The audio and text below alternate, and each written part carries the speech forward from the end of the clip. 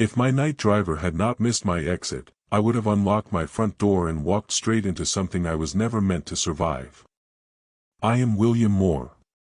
I am 63 years old, and this is my true story from Los Angeles. 6 months earlier, I stood alone beside a hospital bed in Glendale, holding my wife Eleanor's hand as the machines around her went quiet. We had been married for 41 years. She had been a beloved children's librarian. I had worked most of my life as a legal assistant. When she died, the life insurance barely covered the medical bills and the funeral.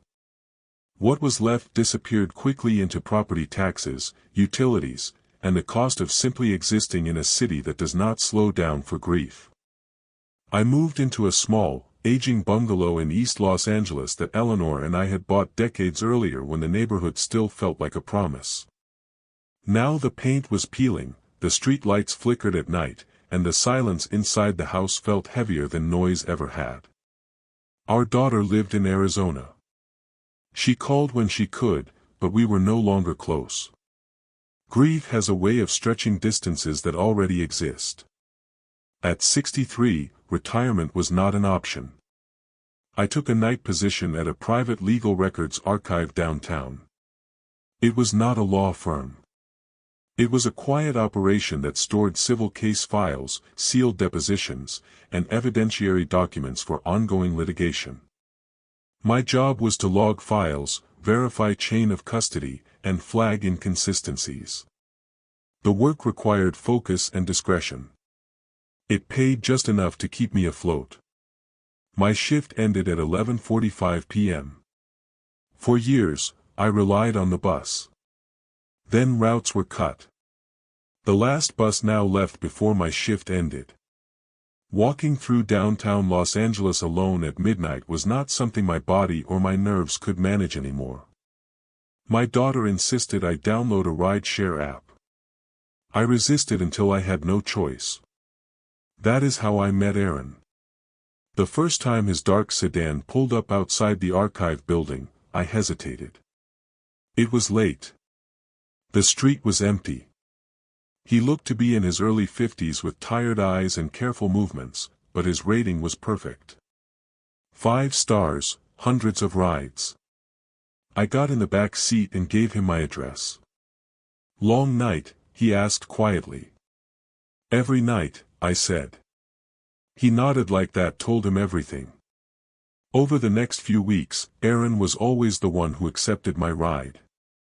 Same nights, same time, same calm presence.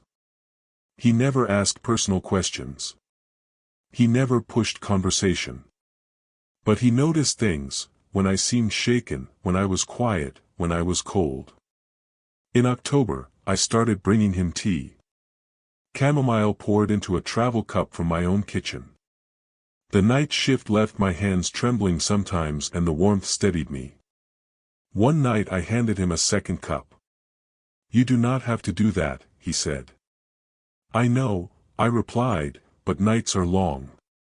He accepted it with a nod that felt heavier than gratitude.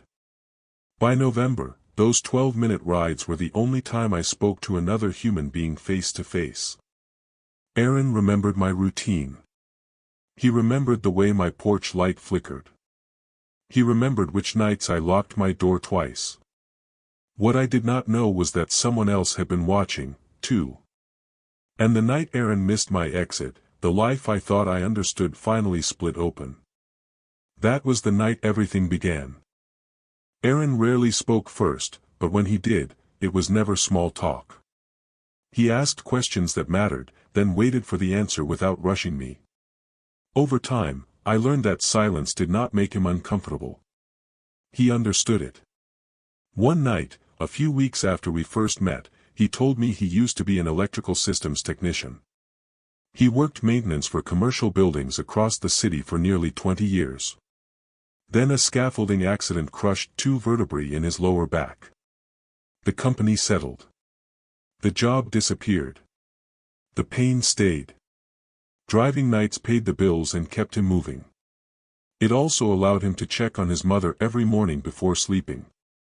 She lived alone now, her memory fading in unpredictable waves. Aaron adjusted his entire schedule around her needs. He never complained when he told me this. He spoke like a man stating facts he had already accepted. As the weeks passed, I realized something unusual. Aaron did not just remember my address. He remembered my patterns. He knew which nights I stayed late to finish audits.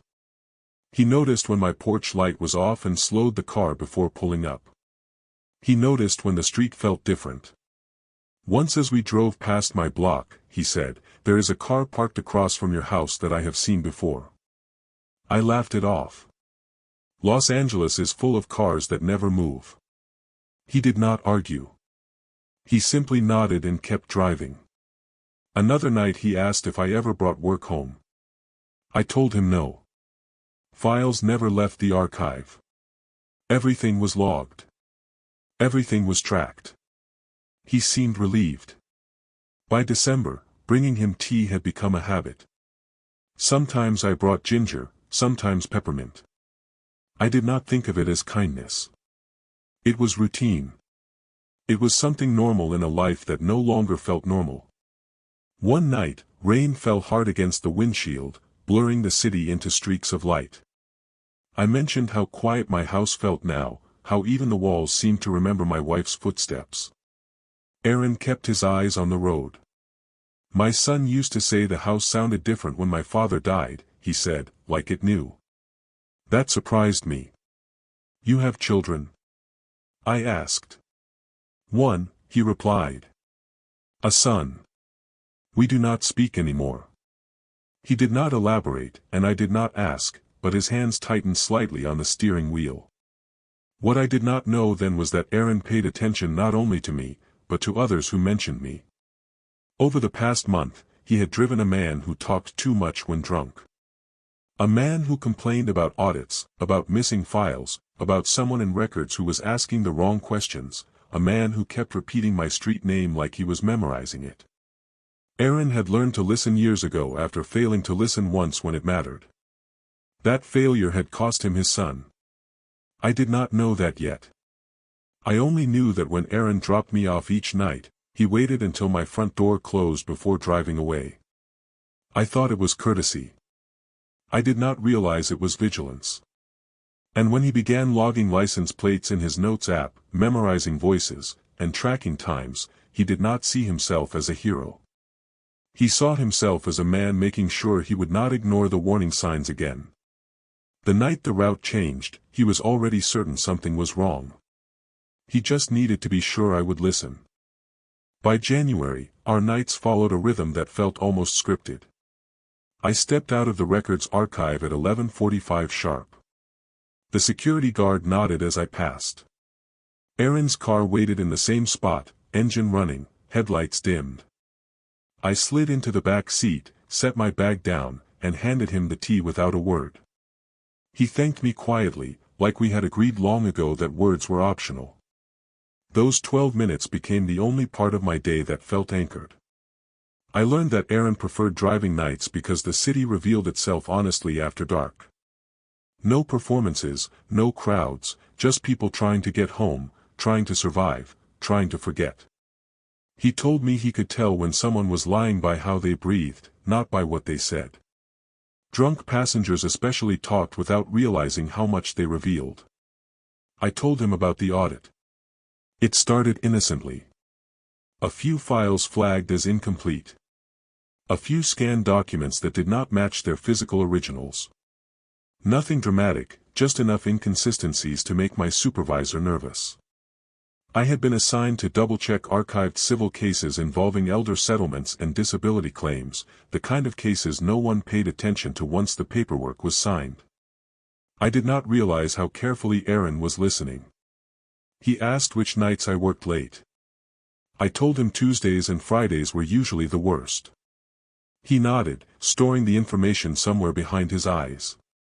One evening, as we turned onto my street, I noticed a man standing under the flickering street light near the corner, middle-aged, baseball cap pulled low, pretending to scroll on his phone. I mentioned it casually. Aaron slowed the car.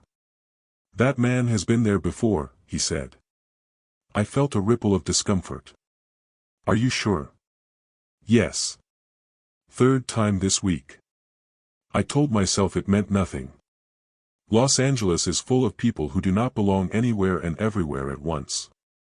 Still that night, I locked my door twice. The following week, I noticed a car parked across the street from my house when I returned home. An older sedan, windows tinted, engine cold. It stayed there overnight, gone by morning. I mentioned it to Aaron the next night. He asked for the color, the plate state, the damage on the rear bumper. You notice a lot, I said. I have to, he replied. It is how I stay alive. It was the first time he said anything that hinted at fear. A few nights later, I found my gate unlatched. When I got home, I was certain I had closed it. The latch was old, rusted, unreliable. I told myself it was nothing. Aaron did not like that explanation. He asked if I had noticed anything missing. I said, no, that was not entirely true.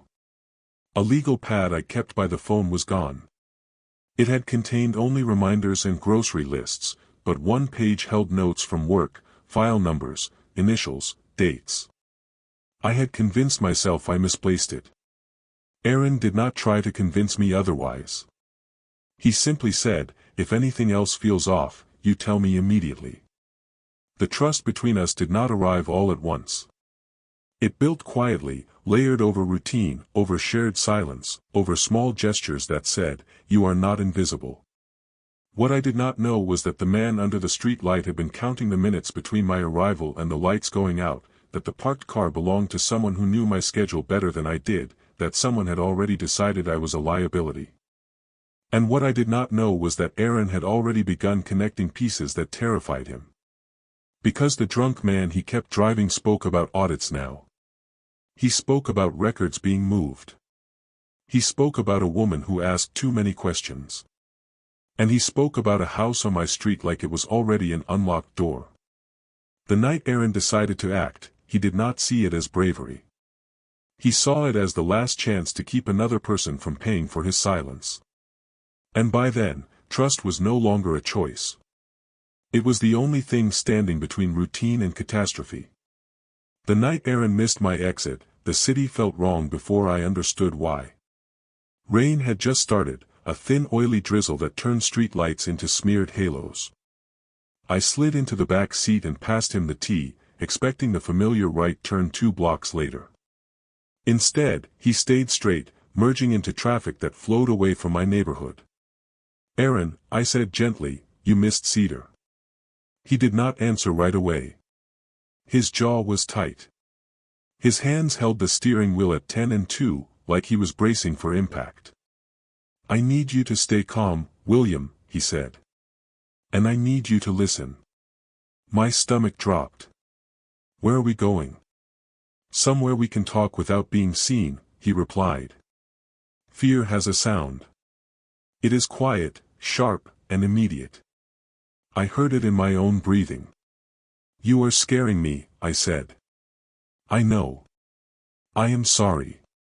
But what I am about to tell you is worse if I say it on your street. He turned into an empty office park long closed for the night. He parked beneath a flickering security light and shut off the engine. The sudden silence pressed in. Aaron turned to face me fully. Do you know a man named Victor Hale? He asked. The name hit me like a dropped file. I had seen it in the archive. Not often, but enough to recognize it. I swallowed. I have seen the name. Why? He exhaled slowly. I have driven him 8 times in the last 6 weeks. Always late, always drunk, always talking on the phone like he thinks the car is invisible. My pulse thudded in my ears. What does that have to do with me? Aaron unlocked his phone and held it out. Because last Friday night, he said your full address out loud. And then he said, he is the one pulling files. He is careful, but he is not invisible. My mouth went dry. There is more, Aaron continued. He said you work nights. He said your house is empty on Tuesdays and Fridays. He said if you take anything home, it will be there. Take what home? I whispered. Files, notes, evidence. The air felt thick, like it was pressing against my chest. You cannot be serious, I said. He does not even know me. He knows your routine, Aaron said. And he knows your street. He swiped to another screen. Dates, times, short notes. Tonight, before I picked you up, I drove past your block, he said. My heart lurched. Why? Because Victor mentioned you again yesterday. He said something about tonight being a good time. Aaron's voice dropped. His car was parked across from your house when I drove by. Engine warm, lights off. I felt dizzy. That does not mean anything, I said, even as my hands trembled. Aaron met my eyes. I watched him get out. I watched him walk to your gate. I watched him try your front door. The world tilted. He tried my door. Yes. I could barely hear my own voice. He did not get in, but he did not leave either. He stood there looking inside like he was confirming something. Tears burned behind my eyes. Why are you telling me this? I asked. Because I am not dropping you off tonight, Aaron said firmly. And because you are not going home. I shook my head. I do not understand. I do not know what he thinks I have. Aaron leaned back, exhaustion etched into his face. Neither do I. But I know what happens when people decide someone is a problem. He paused. And I know what happens when no one warns them in time. The rain tapped against the windshield as if counting seconds. We are going to the police, he said. Now. For the first time since my wife died, I felt the full weight of fear settle into my bones. And for the first time, I realized how close danger had been standing to my front door. We did not go to the police right away. First, Aaron drove aimlessly through side streets, looping through neighborhoods that looked identical in the dark. He said nothing for several minutes, letting my breathing slow, letting the shock settle into something I could function inside of. When he finally spoke, his voice was low and controlled. I need you to tell me exactly what you have been working on at the archive. I stared at the rain streaking down the window, at the red glow of brake lights ahead of us. I told him about the audit in more detail this time. Over the past 2 months, several civil settlement files had come up incomplete. Original documents missing, digital scans altered in subtle ways. Amounts adjusted by small percentages that most clients would never notice. Always cases involving vulnerable plaintiffs, elderly tenants, injured laborers, immigrants who barely spoke English. Nothing dramatic enough to trigger an immediate investigation, just enough to quietly redirect money. My supervisor thought it was a clerical error at first. Then she thought it was negligence. Then she asked me to start tracking patterns. Aaron nodded slowly.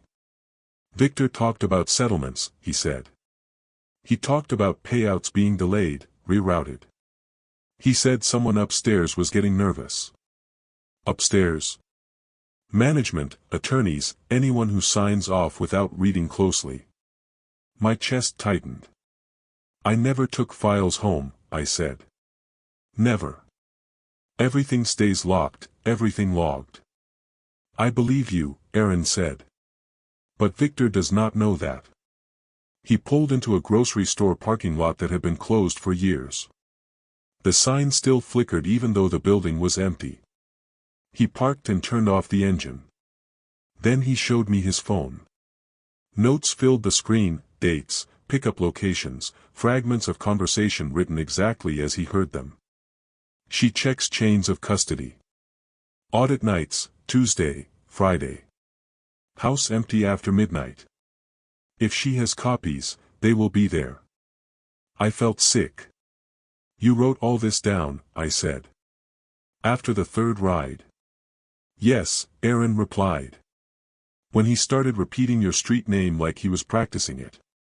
My hands shook as I scrolled. There was more. 2 nights ago, Victor asked another passenger if they knew how to disable alarm systems in older houses. Last night, he talked about garages and back doors and how people never reinforce them. I closed my eyes. I remembered the loose hinge on my garage door, the window that never quite latched, and the legal pad that had gone missing. I thought I lost it, I whispered. Aaron did not respond immediately. He reached into the center console and pulled out a small digital recorder. I started recording his rides, he said. Audio only, for my own protection. Passengers consent through the app terms.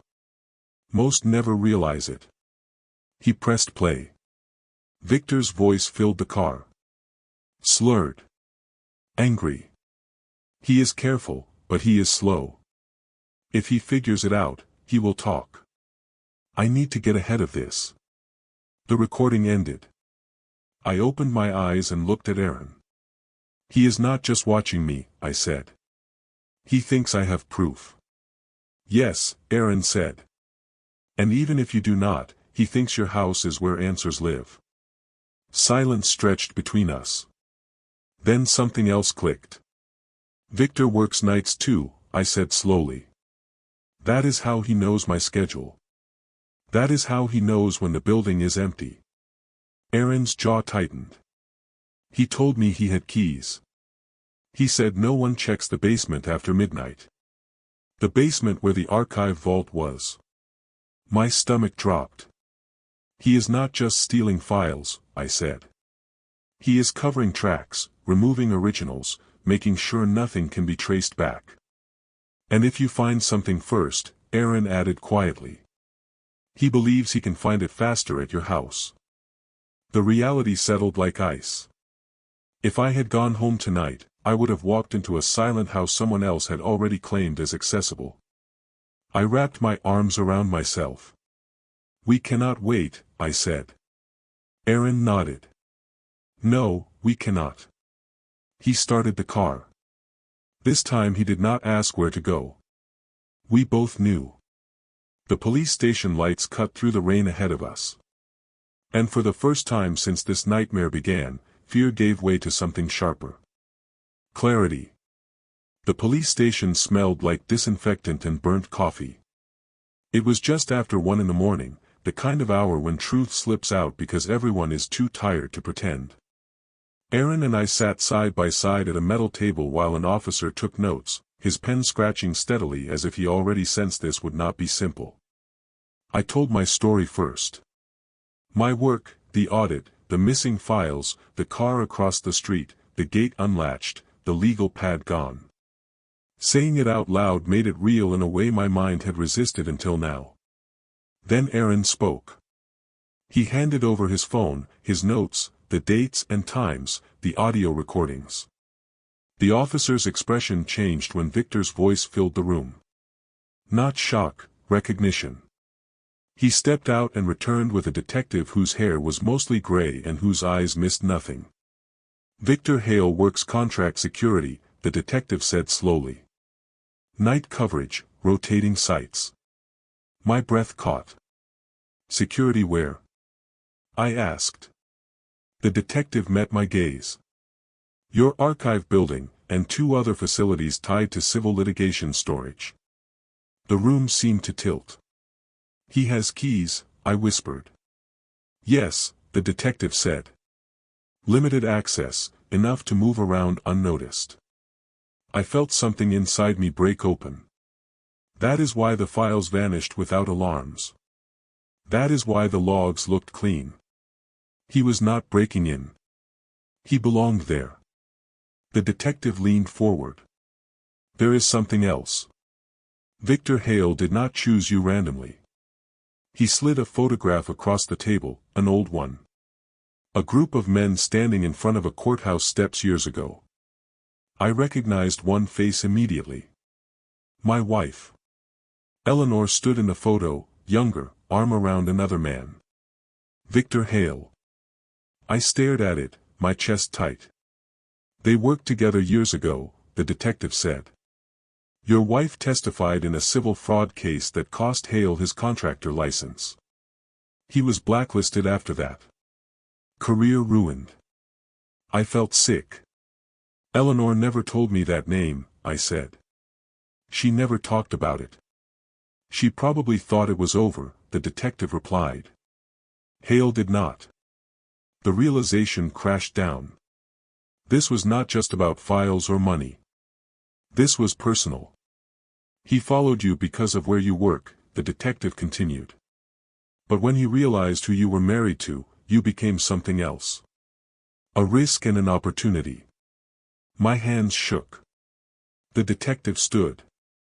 We are getting a warrant now for his residence, his storage units, his vehicle. Officers moved fast after that. Radios crackled, doors opened and closed. Aaron stayed with me while everything accelerated beyond my ability to process. 2 hours later, the detective returned. They found hundreds of altered legal documents, he said. Originals removed, replacement pages fabricated, evidence of settlement diversions exceeding $500,000. My stomach dropped. And in his garage, he added, they found printed photos of your house, your gate, your back door, notes about your schedule, and a list labeled contingency. I could barely breathe. What was on it? I asked. Your name, the detective said, and a date. Tonight. Silence swallowed the room. He was planning to confront you, the detective continued, to search your house, to intimidate you, if necessary, to silence you. The words felt unreal. We intercepted him on his way back, the detective said. He is in custody.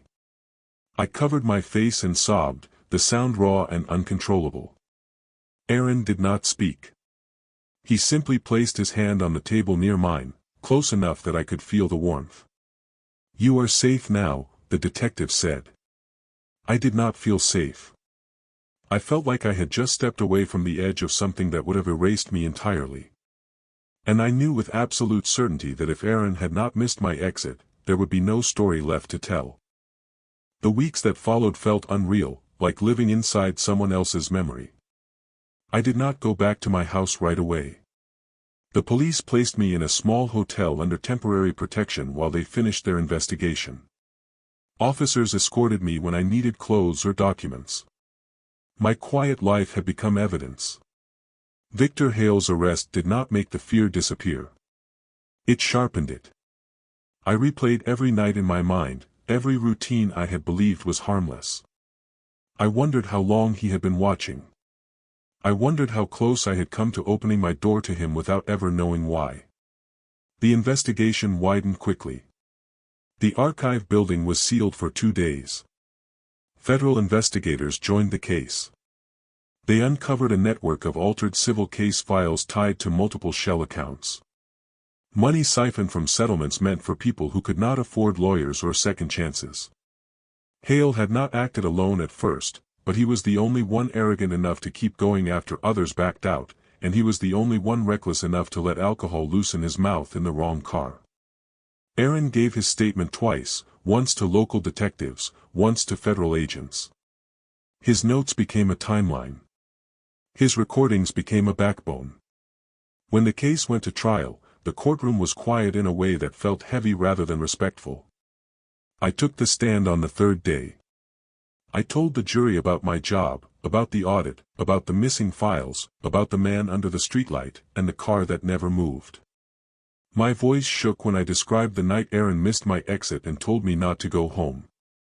Across the room, Victor Hale stared at the table. He never looked at me. Aaron testified the next morning. He spoke calmly, clearly. He described patterns, not feelings, times, dates, exact words. When the recordings were played, the room shifted. You could feel it. The moment when the jury understood this was not speculation. It was intent. The defense tried to paint Aaron as paranoid, as a driver exaggerating drunken rambling. Then the prosecutor asked one question. If you had ignored it, what would have happened? Aaron did not hesitate. Someone would have died. The verdict came faster than anyone expected. Guilty on all counts: financial fraud, evidence tampering, stalking, attempted unlawful entry with intent to intimidate. The sentence was severe, enough years that Victor Hale would grow old behind concrete walls. When it was over, I expected relief. What I felt instead was emptiness. Justice does not restore what fear steals. It only closes the door behind it. Slowly, life began to return to a shape I recognized. I went back to work. The archive reopened under new management, new safeguards, new oversight. The audit I had started quietly had ended something much larger than I ever imagined. Aaron kept driving nights, but now I sat in the front seat. We talked more, about everything, about nothing. About the son he lost, not to death, but to distance and guilt. About how listening too late can destroy a family just as surely as violence. One evening, weeks after the trial, his phone rang while we sat in traffic. He did not answer right away. When he did, his voice cracked. It was his son. He had seen the news. He had read about the case, about the driver who saved a man by paying attention, about the man who did not look away this time. He wanted to talk. When Aaron hung up, he pulled the car over and cried like someone releasing years of held breath. I reached for his hand without thinking. Sometimes the truth hurts, I said softly. But sometimes it opens doors. He nodded. That night, for the first time in a long while, neither of us felt invisible. And for the first time since my wife died, I believed the future still had room to surprise me. Life did not return to what it was before. It settled into something new. When I finally went home for good, the house felt different. Not violated, but changed. The locks had been reinforced, motion lights installed, cameras quietly blinking near the eaves. Safety measures, the police said. Precautions. But what truly made the house livable again was knowing that danger no longer lived unseen in the shadows of my routine. I kept my job at the archive, still working nights, still handling files most people never think about. But I no longer moved through my days believing that quiet meant safety. I understood now that silence can hide intentions just as easily as it can hide pain. Aaron and I began having dinner together on Sundays. At first it was just coffee, then soup, then meals that took time. He introduced me to his mother, who smiled at me like she recognized something familiar, even when words escaped her. A few weeks later, his son joined us. Awkward at first, careful. Two men relearning how to speak without blame. They asked me questions about the case, about how it felt to testify, about fear. I answered honestly. Fear does not always scream, I told them. Sometimes it waits patiently for routine to make room for it. Over time, those dinners became something neither of us had planned. A family shaped not by blood, but by attention. At work, a new clerk started, young, overwhelmed, working nights because she needed the money, not because she wanted the hours. I recognized the tightness in her shoulders, the way she hesitated before asking questions. One night I brought her tea. She looked at me like I had handed her something rare. "Thank you," she said quietly. "You have no idea how much this helps." But I did. I knew exactly what it meant to be seen in a place where most people only look past you. Months later, Aaron received a call while driving me home. His son had decided to move back to Los Angeles. Slowly, carefully, but intentionally. They were rebuilding something that had broken long before I ever met either of them. That night, as Aaron dropped me off, he waited until I was inside before driving away. Some habits never disappear. I am 64 now. I still live in my small bungalow in East Los Angeles. I still work nights. I still drink tea when my hands shake. But I no longer believe I am alone in the quiet. I think often about how easily this story could have ended differently. If I had not spoken to my driver. If I had not offered a cup of tea. If Aaron had not learned to listen when others looked away. Kindness did not save me because it was magical or heroic. It saved me because it created connection. Connection creates awareness. Awareness creates action, and action changes outcomes. We live in a world where people are taught to mind their own business, to look down, to keep moving, where drivers are invisible and passengers are just fares. Where silence is mistaken for safety. This story exists because one person chose to pay attention, because another chose to treat a stranger like a human being. So this is the lesson I carry forward. Be kind, not because you expect something in return. Be kind because attention is not weakness. Be kind because listening can save a life. You may never know whose routine you interrupt, whose fear you interrupt, whose ending you quietly rewrite by choosing to see them. I gave my night driver tea every week. One night, he missed my exit. And because of that, I am still here to tell this story. This was my true story from Los Angeles. Looking back, I know now that my life was not saved by luck or courage. It was saved by attention, by kindness, by two people who chose not to treat each other like background noise in a long, exhausting night. I did not give Aaron tea because I thought it would matter. I gave it because it felt human. Because grief had taught me how heavy silence can be. And in return, he listened when others would have tuned out. He noticed patterns. He trusted his instincts. He chose to act. What I learned is this: evil rarely arrives loudly. It hides inside routine, inside schedules, inside the belief that nothing bad will happen tonight because nothing bad happened yesterday. Kindness does not make you weak. Awareness does not make you paranoid. Caring does not make you foolish. Sometimes being kind is what keeps you alive.